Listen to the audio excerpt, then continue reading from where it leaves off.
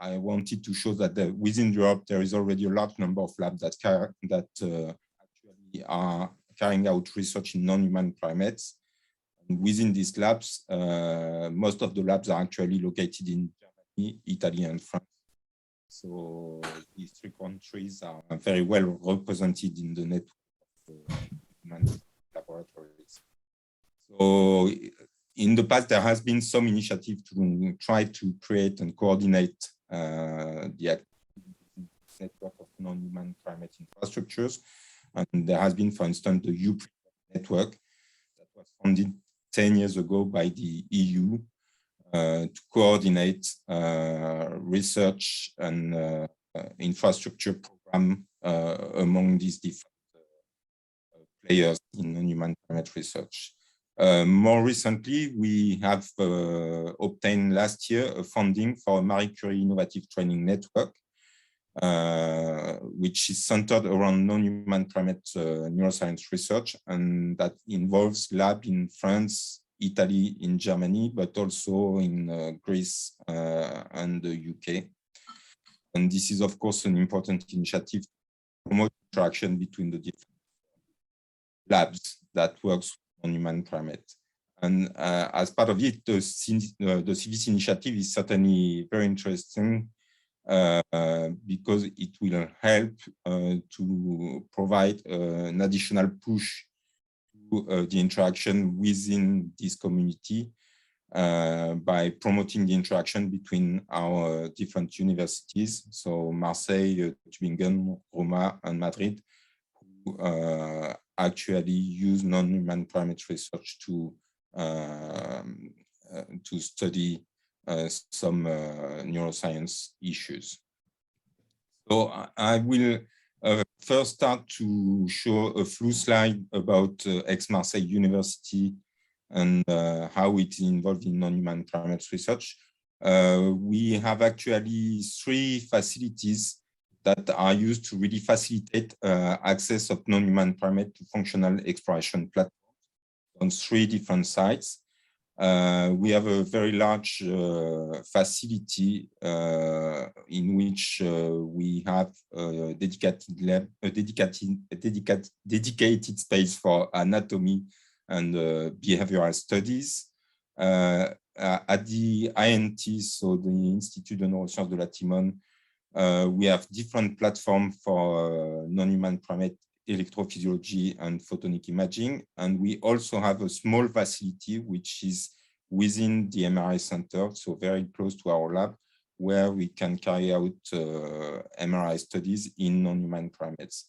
So these facilities are managed by the Mediterranean Primate Research Center, so the MPRC, in close interaction with the Institut de Neurosciences de la Timone, where most of the platform for functional exploration are located.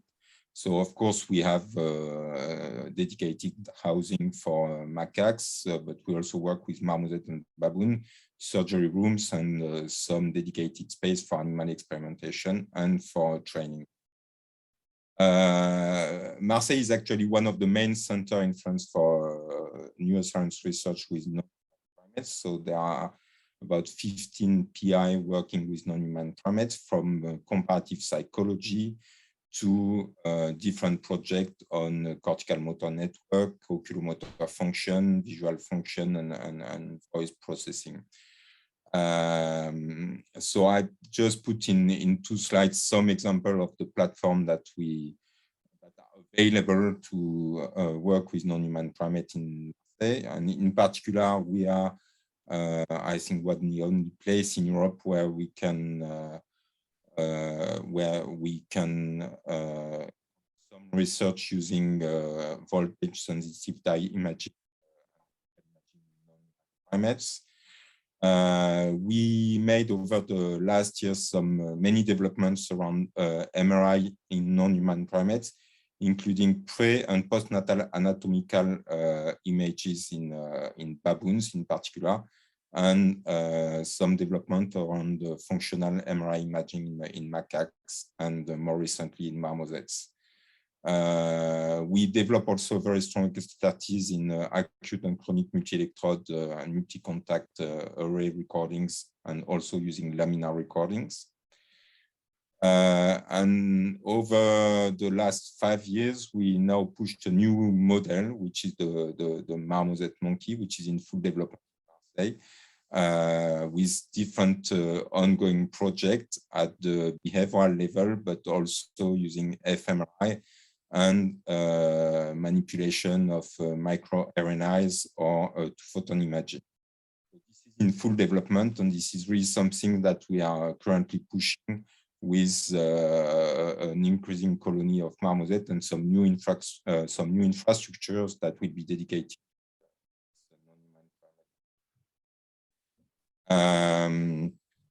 As the last thing, I'd like to mention that in France, we actually have a network of, which is called the Biosimilar Network, which is grouping all the French labs that carry out biomedical research using non-human primates.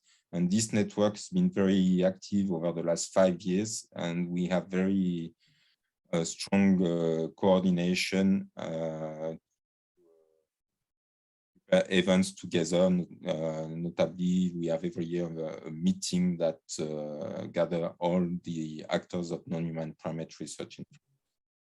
I will pass. Okay. Can I? Yes. Okay. Good evening. I'm Alexandra Battaglia Mayer, and I will briefly introduce non-human primate research at Sapienza, and where we do perform basically basic scientific research in the field of system neuroscience. And in terms of facilities, we do, of course, have animal rooms, fully equipped surgery room, veterinary service provided by the university, and 3 fully equipped behavioral neurophysiology labs. And currently, there are 5 principal investigators for whom I will shortly list in a rigorous alphabetical order their main current project. I will start with myself, that I perform research activity on control of movement and social cognition, and I'm currently studying the paratofrontal mechanisms of motor coordination between interacting agents. And even part of my research activity is also oriented toward the study of neuroanatomy of paratofrontal network, research that is basically performed in collaboration with other universities. Emiliano Brunamonti is interested instead in decision process relying on mental representation of related information by studying the neural correlates of mental schema acquisition and manipulation. While Stefano Ferraida's projects are more oriented toward population encoding of dynamic decision-making processes, and focusing particularly on latent variable extraction through the combination of theoretical and experimental approaches. Also, the research performed by Aldo Genovesio is in the field of social cognition by addressing the issue of coding of self and others in frontal cortex. And finally, of course, not the least, there is the research performed by Pierpaolo Pani, whose main interest is in cognitive control, and his current investigation are on interaction between inhibitory control, motivation, and science. I think that this is enough of what I was planning to say about our current research. Okay, thank you, Alexandra. So maybe I can jump in, make it brief. So I think I represent the Tübingen community, and I think the one very nice thing about the symposium today is that it gave all of us a chance to see the great breadth of work on neuroscience in all these 3 different locations. And just given the scheduling of the program, Guillaume gave a nice example of how primate neuroscience would fit here. but we also thought we would also introduce the possibilities to the rest of community with this final session. So the Tübingen scene is, as Cornelius Schwartz has, I think, used the word bustling community earlier in the morning in the introduction. And this is also true for the use of non-human primate research in neuroscience. So these are the three main players that are shown here. If you go to the next slide, I list them in names. So there's the medical faculty of the university, Universitätsklinikum Tübingen on the left, and there's the faculty of mathematics and natural sciences on the right that are the key players for non-human primate research. And also a couple of research institutes like the Werner Reichard Center for Integrative Neuroscience and the Hertie Institute for Clinical Brain Research. And across all of these communities, we have a total of 3 fairly large rhesus macaque facilities and one also large, given the size of the animal model, marmoset facility, and 3 fully equipped surgical suites that, as I said, cover 2 university faculties and 2 research institutes. So in total, the active principal investigators are 6 that are listed here in alphabetical order. And if we look at the scientific topics that are covered by us here, they basically cover the key fortes or strong points of non-humans as a useful animal model for neuroscience research. So for example, we study the visual system, which, as many of you know, will be very important as a link to human vision. The non-human primate visual system is an important player. The simple idea of magno versus parvocellular pathways for vision, for example, is not so clear in other animal model systems. The image is a bit distorted, but it's fine. Then there's also motor control, whether it's eye movement control or even arm movement control and so on. Then there is social behavior like audio-vocal processing, and this is a newer kind of addition with our marmoset activities. Then there is social interaction across, joint attention, gaze following, and all these things, and a lot of energy on cognition, higher cognitive tasks like numerical cognition or large-scale interactions for decision-making and perceptual decision-making and so on. And this covers both neurophysiology as well as neuroanatomical studies of these higher level cognitive functions. So we are embedded across the nation into a network that is active across Germany. An example that that represents this is that we have an annual primate neurobiology meeting that has been historically also attended by Marseille colleagues and Italian colleagues, but Corona has disrupted this. And as also Cornelius Schwartz has mentioned in the beginning, we're embedded into these larger assemblies of, for example, computational neuroscience with the Bernstein network and also several Max Planck institutes, either in Tübingen or in the surrounding regions.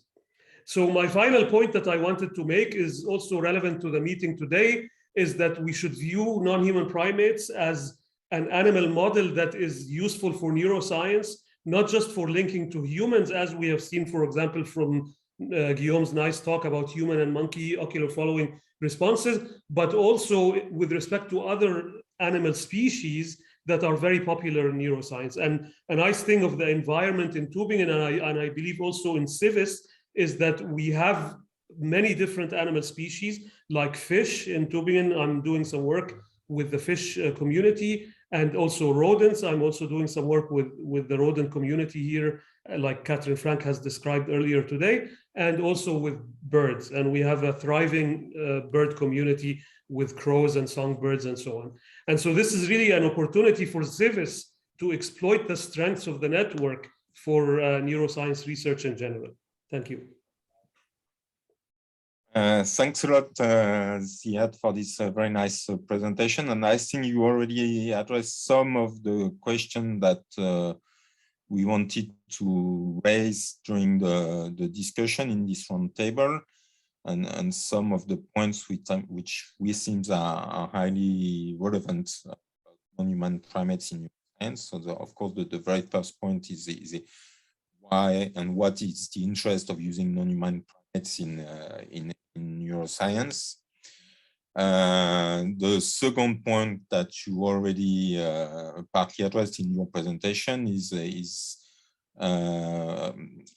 the interest of non-human primates in terms of being one of the best models to study some aspect of sensory motor and cognitive function, which are actually unique to primates with respect to other models, such as foveal vision, and we heard a lot about it today in different talks. Some cognitive abilities, and of course the motor dexterity and the fact that non-human primates are mainly using their hands to interact with their environments, like human subjects. One other important aspect is the importance of non-human primates for translational research and clinical application. And of course, some aspect of non-human primates physiology make them, for some pathology, one of the most relevant models. And this is something that could be discussed. And then there are some more practical issues about using non-human primates, and so which relates to the housing conditions of non-human primates, the fact that they need space, and it may look very expensive to the people who are not working with non-human primates, but it may be also not completely real in terms of perception, is that it's costly, but maybe not as much as the cost of studies in rodents or other animal models. So I think all these points are totally open for discussion. Another point that I didn't put on the slide is the importance of the CIVIS network to promote the interaction between our different labs, and also to give a push to non-human primate research, and maybe to give the opportunity to attract young scientists toward this field of research through mobility between the universities. And so there are very often some position available in the different labs that are doing some research with non-human primates. And actually, Alexandra currently wants a position open in Italy. And of course, if there are some people interested, they are welcome to contact Alexandra. But one of the ideas is that we could set up a platform where we could share this offer within the CIVIS community, try to attract students and scientists. Yes, I agree. I mean, I think, of course, we know each other from before, but the nice thing about these symposia, and including today, is that it's a good reminder of the great activity that's happening in the network. And I've been collaborating with Marseille earlier, as some of you know, but now I want to do more after your presentations with Marseille and Italy, definitely. So I think this is, for me, it's a great positive that we can use this network effectively. I think it's a great opportunity for us. So this is totally open to discussion. So I don't know if the discussion is going through the chat or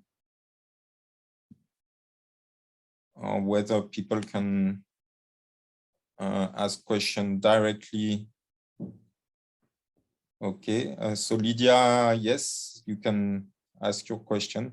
Yes, I have a question regarding the development of genetic tools for studies in non-human primates. Are there any projects in this direction in the CIVIS network?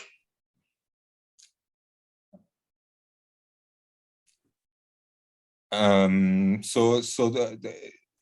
terms of, so I'm not a specialist of these genetic tools. So I don't know, for instance, if Paul Apicella is in the audience, but I know that recently he started to use some genetic tools in macaque monkeys to decipher the function of the basal ganglia by selective inactivation of some population of neurons. So I think it's in full development, and that this development will probably accelerate also with the increasing number of studies in marmoset monkeys, where these tools, I think, are easier to develop. So this model, and maybe Ziad can confirm that this model is a great opportunity to adapt some of the tools that are available in rodents to non-human primate investigations.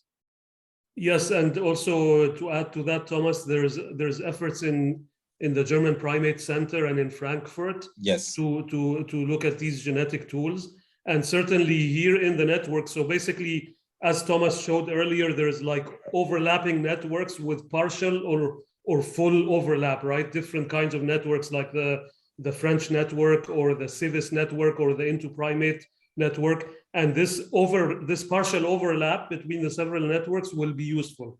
So Göttingen, the Primate Center, and Frankfurt have efforts on these optogenetics, and even locally, we have local know-how from the different animal models, like let's say from rodents and from mice and so on. And so the know-how is there, and the efforts in non-human primates are existing within reach of us, basically.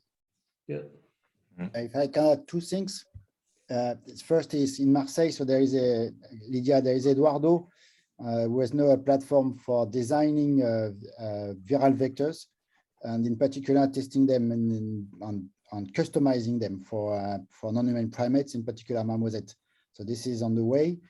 And the other step that we could do with marmoset, are something we were not able to do with macaques, is that because we have larger colonies, and we will have larger colonies, and that's because also there is this breeding family, the breeding through families, then you can control somehow the genetic diversity. Something which was very, very difficult with the macaques because of the small groups that we have. So just to give you an example, that's for the 5HT co-transporter, for instance, there are 3 alleles, but we can control the distribution of those alleles. And that's very important, for instance, if I'm referring to the work of Angela Roberts in the UK, because depending on the genetic background of the families and the individuals, you can have different responses to antidepressants. So that's something that we can do. Then the next step is producing transgenic lines. As far as I know, the German are now figuring that they should move on. Only the Chinese, mostly on the macaques, and the Japanese are moving in that direction, but it's moving slowly.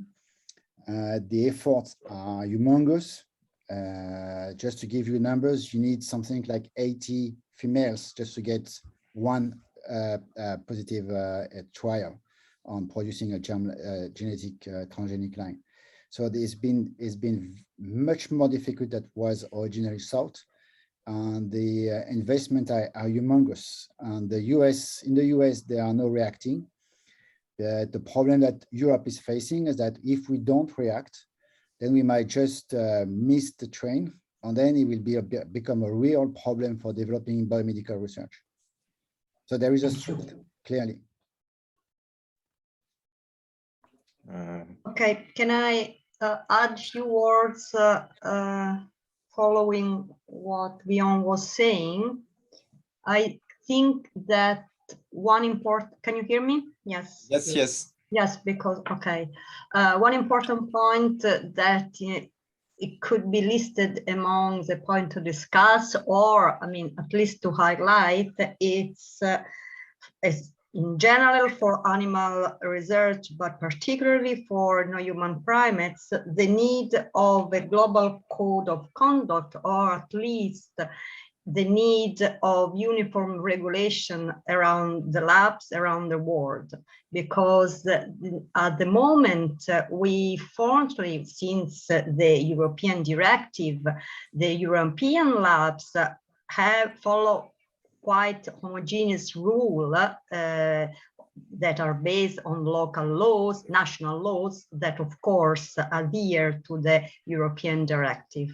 But outside Europe, there is increasing use of animals, and the research on human primates is getting wider and wider, and this is probably is certainly due to the fact that the laws, the regulation, and all the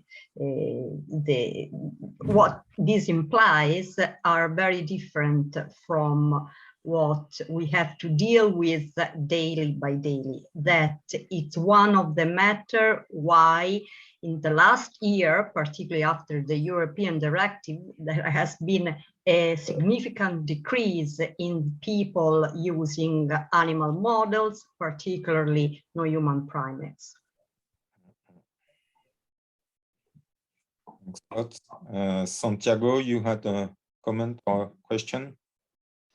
Yeah, thank you. I was wondering, because I didn't see that in your slide, whether there is any perspective in terms of using these models as a way to study neurodegenerative diseases. We know that in particular in Alzheimer's disease, it's very difficult to capture, all the elements that constitute the disease in rodents. So we often talk about using alternative models like non-human primates, and I would like to know whether there is some sort of perspectives within your network or something that could be set up with other alliances across Europe.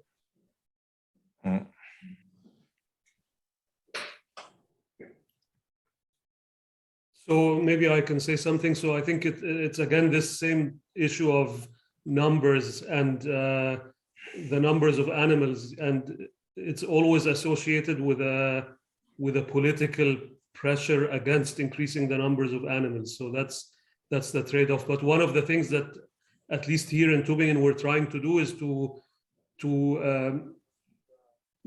collaborate with engineers, like in the Max Planck Institute for Intelligent Systems, where the idea there is to try to look at possibilities where you can maybe have less invasive or more refined neurotechnologies, like these, nanorobots or whatever.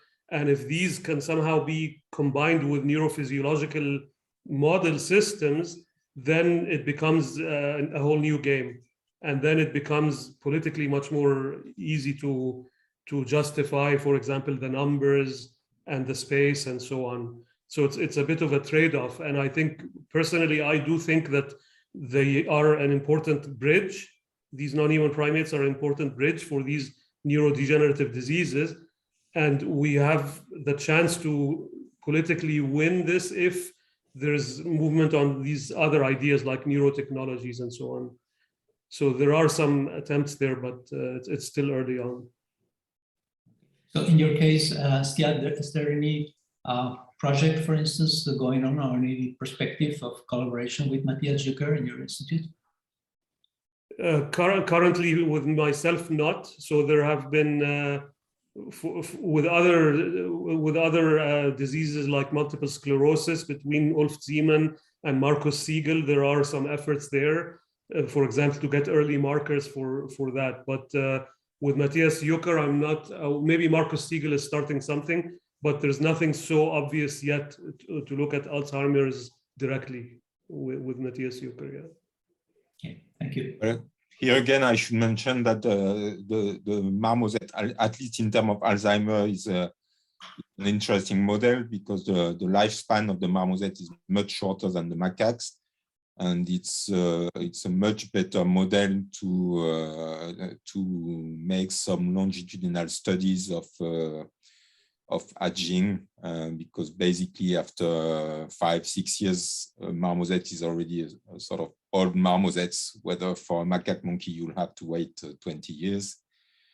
So it becomes a lot more realistic to start some studies of aging and Alzheimer's disease in this kind of model, I think. Yeah, that's why I think, just to follow up with some of Guillaume's comments, that the genetic tools like viruses might be a good alternative. I think there are some studies going on for the neurohost, the CA, where they are using those techniques to use, for instance, tau pathology in their monkey system. So you don't have to wait 20 years for that. Yeah, exactly. A shortcut. If I can just add a word, maybe the difference also with macaque is that worldwide, and in particular, Agnès Lacreuse with French, but they've been working on marmoset for years, if not decades, in the US. So there are people in marmosets working on normal aging, which is very important because it gives you the background then to investigate abnormal aging, which is not the case, as far as I know, in macaques. Yeah. No, well, because in macaques, well, it's so difficult to access a colony of old macaques that indeed I don't think there are much literature on this in macaques. We have a question from Cornelius Schwartz. Hello, or raised hand. Cornelius. I guess that you have to habilitate for microphone. No, it's okay. It's okay. It's coming. Me? Yes. I can't start the video. No, but it's okay. We hear you. We can hear you now. Okay. My question is related to the discussion of the study of neurodegenerative disease and aging, as well as the problem to arrive at genetic alterations, genetically altered animals. So I heard that research has been done on very small rat-sized lemurs that originally live in Madagascar. Yeah. And I wonder if that is, if you experts, you think that would be something worth pursuing, a new animal model in non-human primate research that would allow higher generation cycles, smaller size animals with a much cheaper animal care conditions, and so on and so forth. So I personally think that the choice of animal model, a large component of it has to be the science. And so depending on your own scientific question, one or the other animal model might be more or less useful. So I'm a bit cautious about making a very broad umbrella statement, and just, you know, like, because it can, one can push it either way, you know, it can bite you either way, right? So, for example, in the comparisons that are being made between marmosets and macaques, one can make arguments in all different directions, sure. And it becomes a bit futile to go in that direction. In my opinion, it's more about, is this the best solution for my science? And I think I would answer it this way. So I would have to know more about that species to judge whether it would be the right species. I don't know what Thomas and Guillaume and Alexandra think, but I think so. There have been people like Joël Fagot, for instance, which have been using microcebus. Microcebus was proposed to be a model for Alzheimer's disease because they have some tau protein and so on. But the problem is the kind of cognitive behavior that you can use in those animals. So the cognitive phenotype, the marmoset, let's take the marmoset, for instance. The cognitive phenotyping could be much more precise, that you can investigate many of the classical neuropsychological tasks. In large colonies, you can do that basically within the housing. So that from that particular aspect, I think is interesting. Myself, I don't know anything about neurodegenerative disease. What we can read, and that's something which is one direction, that, for instance, is on the other extreme of the lifespan, is that with marmosets, it might become again possible to do developmental approaches, something which has been completely almost impossible in macaques because of the cost, the number of animals, and so on. So, for instance, there have been many behavioral, I mean, there are marmosets, there is not coming to neuroscience, but it's been used in comparative psychology for 2 or 3 decades. So there are wonderful studies on the cognitive development, the consequences of isolation from the family, and so on. So this is one aspect. And also because the experts say that the family structure, the social structure, and the social architecture is very close from that of humans. It might be a very good model for social cognition and psychiatry. So there are different roadmaps for that. What's going to be the most interesting, we don't know. But clearly, this is something we said, and then we want to stress is that our fear is that non-human primate research stays encapsulated on its own. That is, we have a very few monkeys, and then we do very sophisticated cognitive tasks in macaques. So the challenge for the 10 years incoming is, and that's for the marmoset in particular, is that to give access to those models to people using other models, in particular rodents, for instance. And for that, we have to set a network of facilities and expertise and functional exploration tools, because the non-human primate model is completely different from the mouse model. So even though if one day there will be the genetic engineered marmosets or macaques or whatever, you will never get them in your own laboratory. What will happen is that they will be generated and bred in central facilities, and you have to work on those central facilities. And I guess for us, the challenge is to be able to open our facilities and bring all the expertise, like the veterinarian, daycare, the animal research, surgery, whatever, name it, such that people with a research project, for instance, conducted in rodents, can expand them to non-human primate. And this is really so opening the non-human primate facilities and the access to the non-human primate research is clearly a key to bring tighter links between other models and non-human primates. Well, just to follow up on this, the Chinese example of transgenic animal is a good example. Is that they created some transgenic lines that are just captive of the labs that created the lines. And if you want to work with these animals, you have to go to China, and they are definitely happy to support some studies on these animals, but it's going to be in their facilities, and that's definitely how it works. So it can't work as it works with rodents, where you can create new transgenic models that you can export in other labs. Definitely here, it's going to work differently. Yeah, and if I may add, Guillaume made a very nice point about this idea of opening up and stuff. And what will be a pleasant surprise is that, the non-human primate researchers are actually open to ideas from other scientists who work with other species. And at least based on my own experience with different collaborations, the other side is also very open to and very interested and motivated to explore what can be done in the non-human primate if the opportunity arises. So it's not like that maybe in the old days it was a closed community and so on. To the contrary, there is actually willingness from both sides within what's feasible, of course. But if there's a will, there's a way. And I think there is willingness and openness from both sides, and we should try to exploit this. There is value in these kinds of collaborations, at least that I've found in my own relatively short history.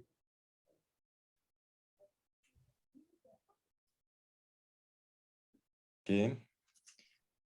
And do we have any other question in the audience? Andrea, Mele. Yes. Hi. Hi.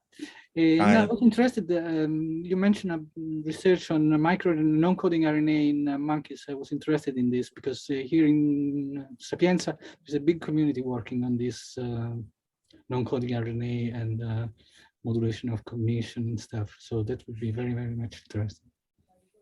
So, you mentioned at the beginning that it's a INT. So there is a researcher called Eduardo Gascon, and he is working on microRNAs, and in particular, some of them which are expressed in the prefrontal cortex. And that's interesting because when he came back to France, he has this experience, this strong background in microRNAs and prefrontal functions that he was doing in mice. And one reason for coming with us is to be able to do that in marmosets. So he's now developing tools, genetic tools, in order to selectively perturbate this non-coding RNA in prefrontal cortices. So we can put you into contact. Looking at cognitive function or that's right. Okay, thanks. So of course there is a very strong relevance of jumping to non-human primates when you are looking at function that relates to prefrontal cortex, since it is not really developed in rodents. Santiago, you raised your hand again. Yeah. Yeah, thank you. I have a little more like a strategic question now. People working with mice, we're feeling the more and more the pressure, you know, to leave out this kind of approaches and go into cellular studies because the restrictions are just, you know, more and more important. Prices are skyrocketing. So I'm wondering how you guys, with a much more complex model, see the future in terms of where would you be in 10 years from now? I mean, I'm not sure I could even work with mice in 10 years now. So do you guys feel the same on the non-primate and non-human primate field?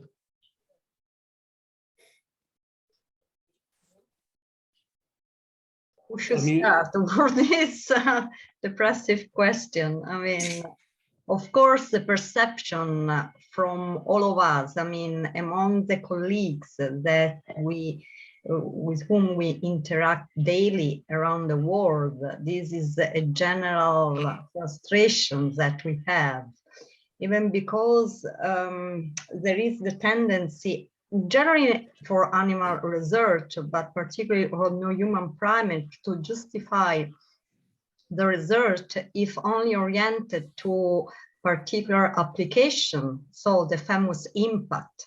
And this is something that us as a community, we should defend, because there is no application if there is no basic research, if there is no basic knowledge, basic mechanism of study at the neurophysiological level on the, health subject, in our case, the monkeys.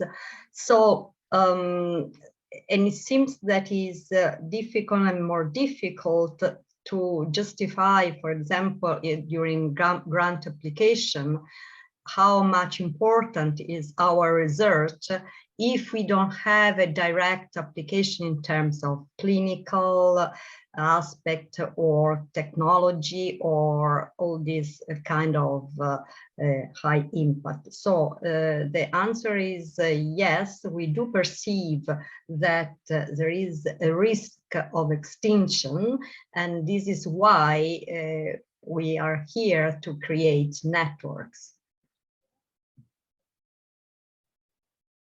I might add also that you know, if there's a challenge, it can also be an opportunity. And I think one thing that that speaks volumes to me, for example, is that in the only primate center in Germany is led by a neuroscientist.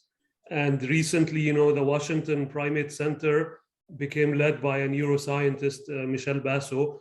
And so this this has to mean something, right? The leader of two of the biggest primate centers that we can think of outside of China are neuroscientists. So the value of neuroscience and non-human primate research seems to be very closely linked. And there's also almost a duty on us in terms of education. So for example, here, Andreas Nieder leads a very large undergraduate teaching load, and he makes a huge effort there to basically inform the students about why is it that non-human primates are being used and so on. And imagine if you do this every semester for 200 students who are first-year students or whatever in the undergraduate, that has to matter, right? And so I think, yes, there's a challenge, but there's also an opportunity, and part of the job is to try to, to do it, and to motivate the students. We all try to do it to our own students, and we see glimmers of hope, right? There is still recruitment happening. There's still sort of a trickle of students who are interested in these kinds of questions and in these kinds of animal models. And so I think there is a risk, but the risk is general, not just to non-human primates. It's a bit bigger for non-human primates, of course, but there's also an opportunity. And the fact that Michel Basso is now leading a big primate center in the US I think is notable for me. It's not something small. Okay, thank you. I think some of the comments in the chat from Pascal Bellin, Laurent Goffard, and Frédéric Chavan complete very nicely what you just said, actually. Okay. The three last comments. Okay, I'll try to read them. Yeah. Alessandra? Yes, I was trying to read, but I couldn't. The question, I raised my hand just to following the Ziad observation. And because, of course, dealing with the problem of pursuing animal research, and always particularly non-human primates, it's has two problems. One is the public opinion, and of course these should be addressed through, for example, the first tool, of course, is education. There is no doubt that even in my class we have hundreds of students per year, and unfortunately many hours of lectures, and we usually remind the importance of the observation, what we teach, always reminding that always come from animal research. However, the other important point is related to how much investment one university or at the national level, a government want to do, how much money want to put on that research. So the problem at this point is not anymore to convince the student. I'm pretty sure that if you do a survey among the students, biomedical students, they all agrees, and there is no doubt that they agrees on the needs of research on animals model. However, what is much more difficult, I guess, not only in my country, I guess, across the world, to convince at political level about the importance of this research. So the important is to create a network and a kind of close communication between academics and, let's say, government, that should facilitate in terms of financial support, in terms of regulations, should facilitate our job, that it's enough. It's pretty hard enough. But just to add something is that if you look at the situation in France, and then with Biosimilar, we wrote a white paper on that. We warned the government authorities. The CNRS and INSERM have been recruiting maybe a dozen of permanent researchers over the last 6 or 7 years. The thing is that at the same time, they keep supporting non-human primate research by recruiting permanent researchers. They don't put enough money into the investment, into the infrastructure. So the risk right now is not so much about the public opinion, it's about the fact that our infrastructure, our infrastructures are way behind the ones which have been developed over the last 20 years for rodents. That's one thing. And the second thing is that we have been externalizing the resources. So the problem is that now we are basically under the ban of non-human primate trade between between China and Europe. And the main risk is that for basically low-level medicines like CIVIS, for all the things that Europe is now realizing that we rely too much on China, for instance. And the resources impacting for macaque is critical right now. So we need the EU and all the most of or large fraction of the European countries have been supporting, in fact, non-human primate research, hiring people and giving monies. But the infrastructure and the resources in particular are a real challenge, a real risk. The risk is there, is that it's not that we have a ban from politics, is that we cannot work anymore because we don't have monkeys.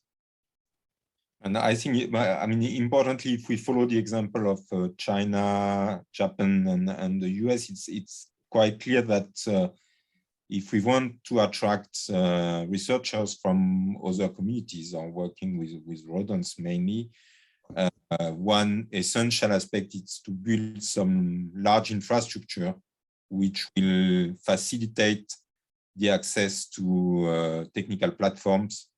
And we should be able to provide all the service and the support so that we can facilitate the research with non-human primates.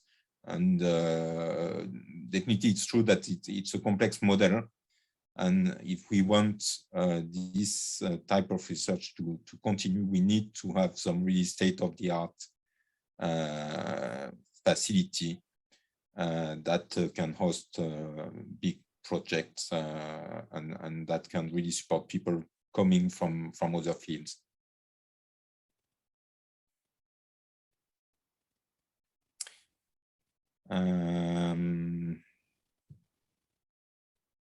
So is there any other question? It's we are actually getting to the end of our hour of round table, which is probably a good timing to close the session. So thanks a lot to you all for your participation. I think it was very interesting to have this first discussion between us, and it was, I mean, as far as I'm concerned, it was very interesting to discuss beforehand to prepare the round table, and I hope this will lead to many other events that we can organize together. But it's true that it's very interesting that within this CIVIS network, that there is clearly an identified community of people working with non-human primates that should coordinate a lot to work together. So thanks a lot to everybody. I don't know if Gabrielle wants to add a few words to before closing the session.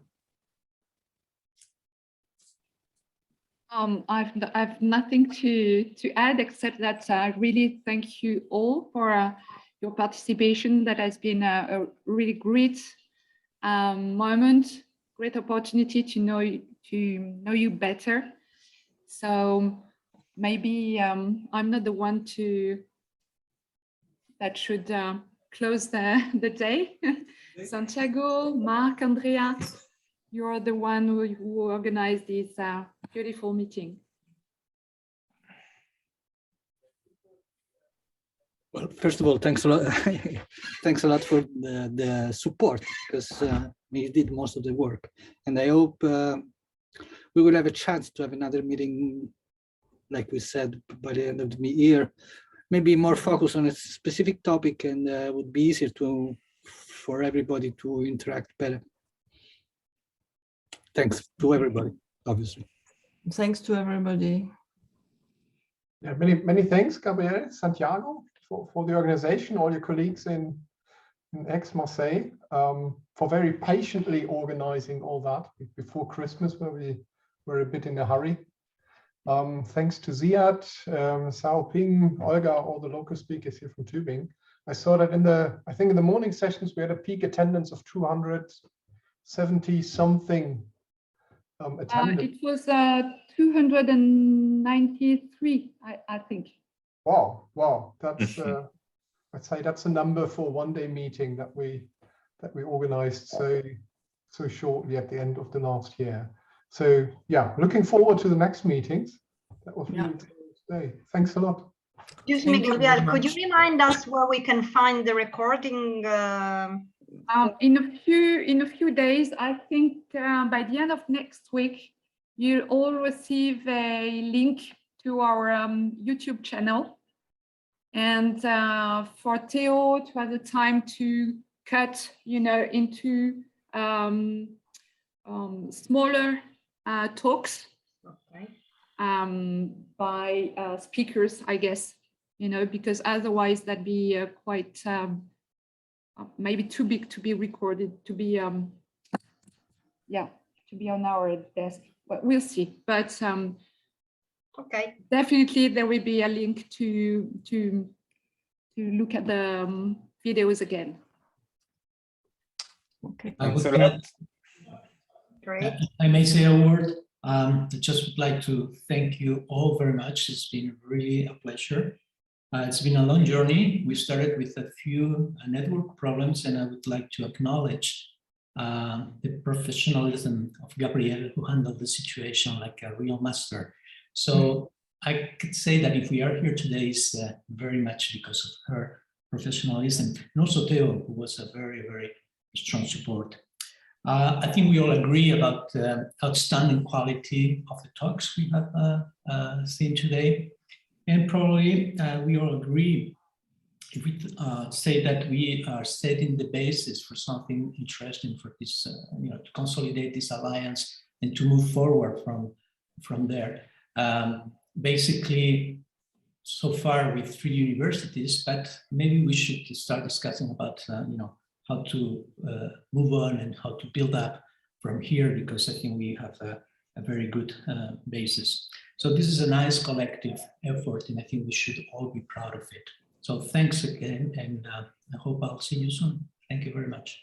I don't know if Pascal or any other of the directors of the Institute want to say a word.